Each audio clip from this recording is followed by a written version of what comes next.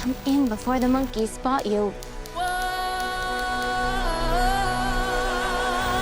What's up, guys? Today we're talking about Wicked for Good, directed by Jon M. There's Ariana Grande, Cynthia Erivo, Michelle Yeoh, Jeff Goldblum, and Jonathan Bailey, amongst a lot of other great actors, Ethan Slater. I will be spoiling this movie, so now's your chance to pause this video, go watch Wicked for Good, and then come back and let me tell you how to feel about it. Let's get into what makes this movie so confusifying.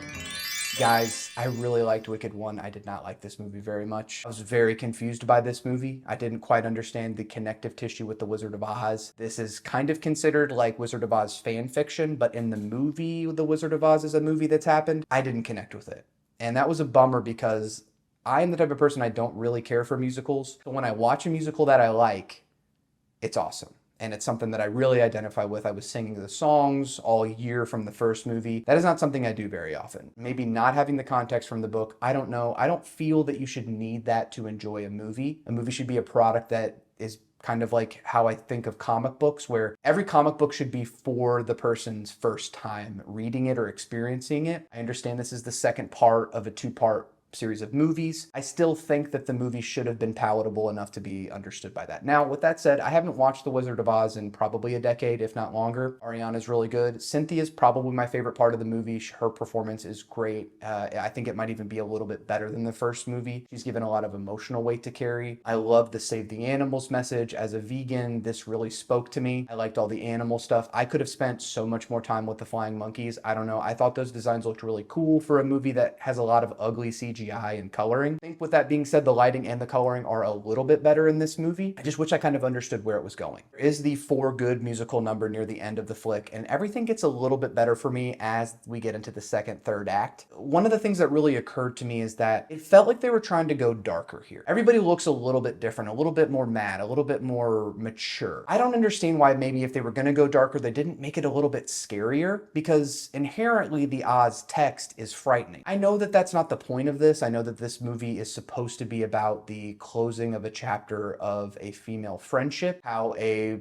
Black woman actor who's playing a green person in a fairy tale world is being ostracized, othered. You know, people are saying that she's going to kill them. This is a very like relatable thing. This is something that Black people deal with already in real life. So the movie is channeling all that. It's communicating all that. All of that messaging is effective, but I don't connect with the characters enough because everything is so scattershot. I don't know if it's an editing problem. Again, I think it might be a writing problem. Like I said, I think the performances are great. I loved all the kind of on the outside, like on the auxiliary parts of the movie where we get to see the kind of Oz landscape, what is outside of Oz, right? That these animals face by basically being forced to deport themselves to this land that's unknown outside of Oz. That kind of stuff I would have liked a little bit more. Lean into that. I think Jeff Goldblum and Michelle Yeoh are miscast. I don't really care for them as characters. I don't buy that this wizard is supposed to be evil. Like, this guy does not read as evil. He reads as kind of whimsical, and he's always got like an eyebrow raised, and you know, he's always like kind of like got like something in the back of his pocket. But you know, we're just supposed to believe he's got this like area of